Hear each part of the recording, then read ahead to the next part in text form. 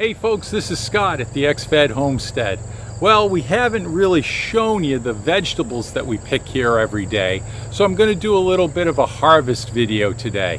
I probably won't get all the vegetables that we could potentially pick, but I'll take a good crack at it. So let's get to work.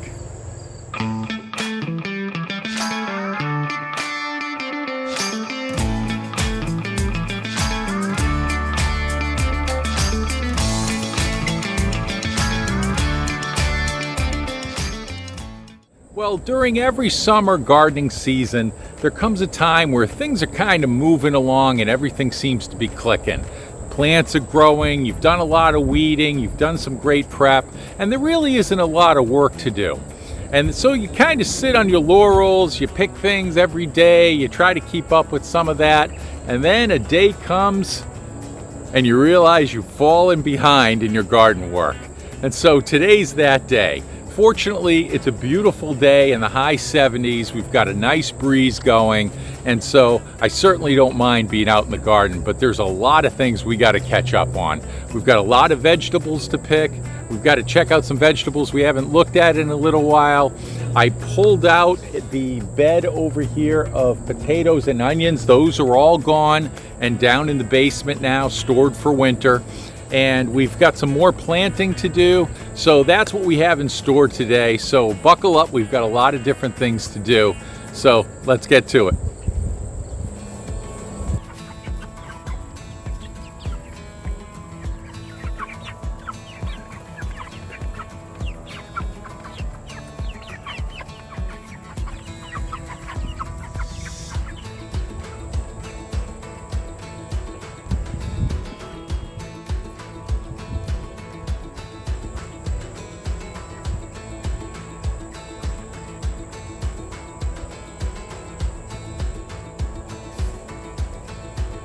Now, at the beginning of the year, I didn't have much luck with zucchini, and I always have good luck with zucchini. So I was trying to figure out what was going on, and I think that what I did is I planted my zucchini plants a little too close together, so they crowded each other and they grew a lot more female flowers than male flowers. And it was only when I spread them out a little bit and they extended beyond the borders of the garden that they started to produce fruit. If you look here, the plants look massive. They look great. They're getting some powdery mildew on them, and that's to be expected at the end of the year. But you can see down here, I'm still getting, there are two down here that I can see. On the periphery, I'm starting to get some real nice zucchinis on the outside of the vegetative growth. So these are looking fantastic. They're the perfect size, and I'm going to keep picking these until they're gone. I have a few extra large ones that I missed, and when I came out I was surprised they're the size of a baseball bat. Here, let me show you. Yeah, that's kind of ridiculous. So so I missed those, but I'll feed them to the chickens anyway. I'll just put them to the side and we'll keep picking. Well, the zucchini has extended over the borders of the garden, as well as the squash. And I want to let it go. I want the best and the most squash that I can get. And I'm getting some beautiful butternut squash, some Waltham butternut. There's some on the lawn, and there are plenty in under the leaves. If you look closely, you can see them under there.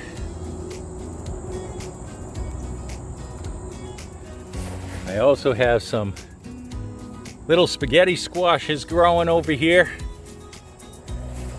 There's another one down there. And if I go back to the zucchini, I see a little rabbit damage over here. Right there. Looks like they chewed off that. But that's what you get when you don't finish your fence. I've got about half my fence done, and I've put in some posts all around that side, all over there, and I've got 4 more posts to put into here and here. So right now I'm going to wait till a little later in the year once this all has died back, and then I'll put the fence up on that side. In the meantime, I'll just accept a little rabbit damage, and this whole part, this whole south half of the garden is protected from rabbits right now, so I'm pretty happy with that. And you can see here there are suckers growing on them. I'll clip off. This sucker has a sucker, so I'll throw those in my bucket here that I keep for weeding. I try to pinch those off as I go along, but after a while it gets to be a bit of work.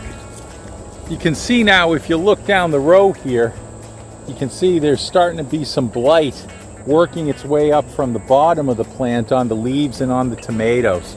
And it has just been a wet month or so. We've had some heavy rains for several days in a row.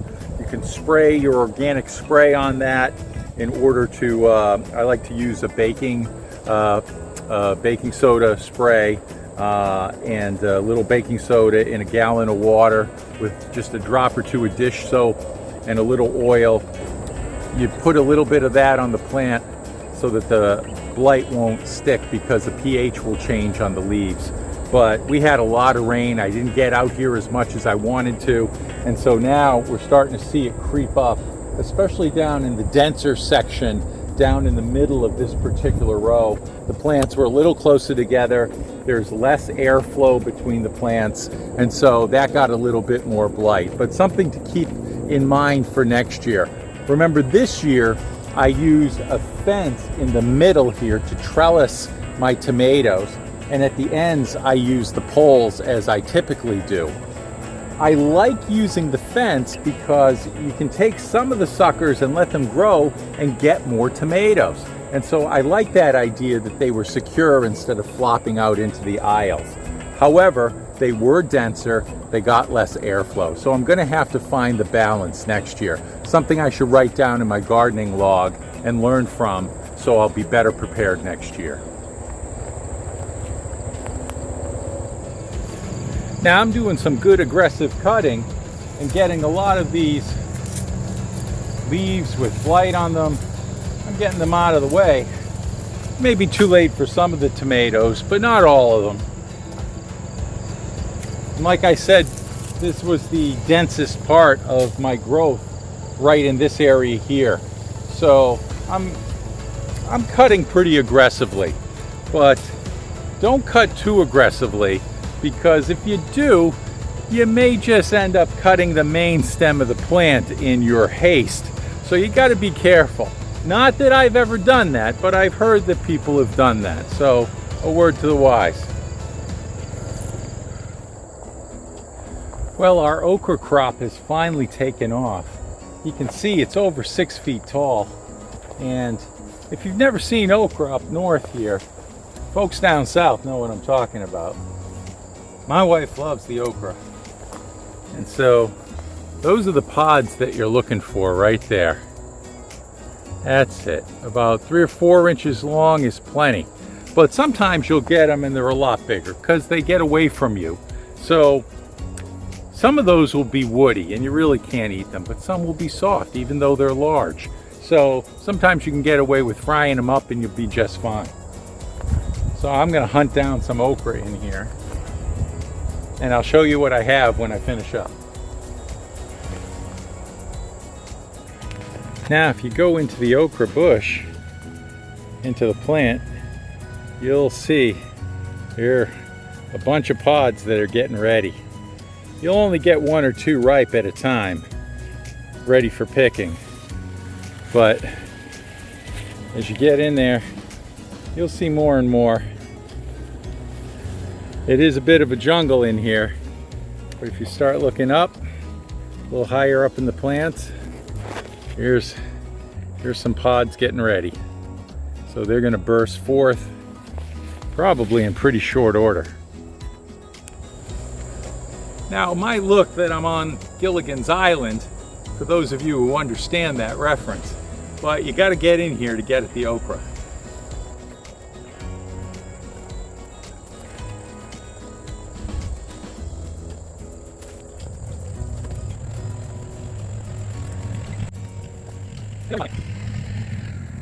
So that's what I got for a few minutes of picking. You can see that big pod right there. We'll have to see if that's too woody.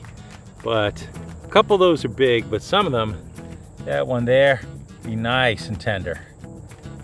And you just slice them up like a cucumber, saute them, a little salt and pepper and olive oil, and they're just fine. Well, we're over here past the okra into the corn section of the field. And I shouldn't really call it a cornfield because it's only like 20 plants. That's all the seeds that came in the packet that I ordered. I didn't check that, and I'll have to pay attention to that next year. But I love corn, and these tassels came out not too long ago, and then the silks that were on the corn cobs came out, and the tassels pollinate the silk so that each one of those silks in the corn goes down to a kernel and makes it a fat kernel. So I just picked off my first ear of corn, and I haven't grown corn in like easily 10 years, maybe 12 years. And I never had great luck with it. But let me take this apart and look at that. How is that? So it's a butter and sugar variety, sweet corn, and we take the tassels off here. I got I've got good pollination. You can see it's right up to about here. These ones up top probably didn't get pollinated, and I had a little worm damage right there. But overall, that's a great piece of corn for the first time in 10 or 12 years. I'm happy with that.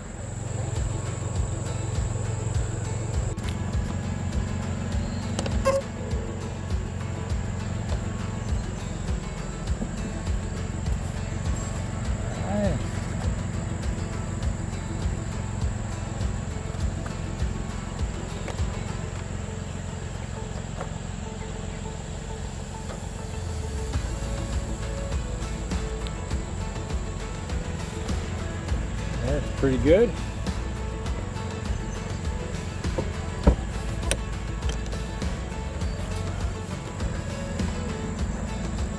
A half dozen eggs.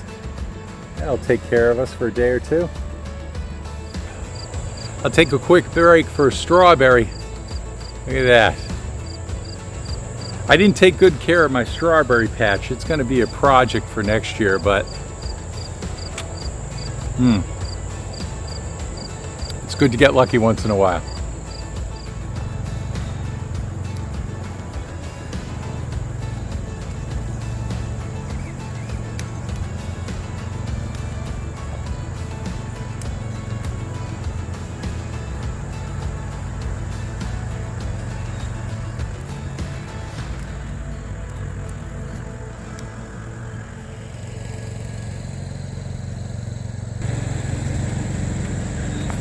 One of the things I wanted to show this year is my carrots. I've had years of not having good carrots, and I can't remember when I've seen carrots like this before in my garden. So I just go up anywhere and look at that. These are beautiful. Now, I've had a couple that look pretty good, but my friends the voles have gotten at them, but that's okay. These carrots are a huge win. Now I've picked 4 carrots, and this is what I got, 4 out of 4. Look at those. So I don't know how big those are, maybe 8 inches or so to 10 inches. So these are Caravel carrots, and I'll order these next year. They're thick and good for cooking, great for stews and soups. And it looks like they got a ways to go still as far as growth. They benefited from the deep soil and from constantly adding compost over the years and getting rid of any rocks or any obstructions. So I think the soil and the compost really contributed to the growth of these carrots. So these are beautiful. Well, that's our harvest for tonight, folks. We've got some tomatoes, some beautiful carrots, okra. We've got a nice zucchini in there, fresh as can be, as well as a nice bunch of kale.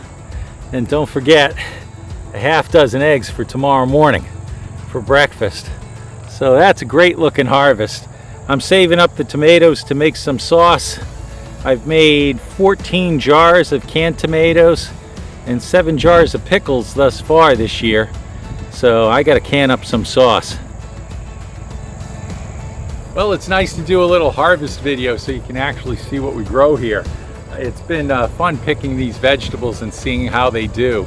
We have some great carrots, zucchini, tomatoes, kale. I didn't pick any beet greens tonight or beets, so I've got those, and I've got more potatoes to harvest. I've got the russet potatoes to harvest over there, and I forgot about some more volunteer fingerling potatoes over here. So still lots to do in the garden this season. So till next time, this is Scott at the X-Fed Homestead. See ya.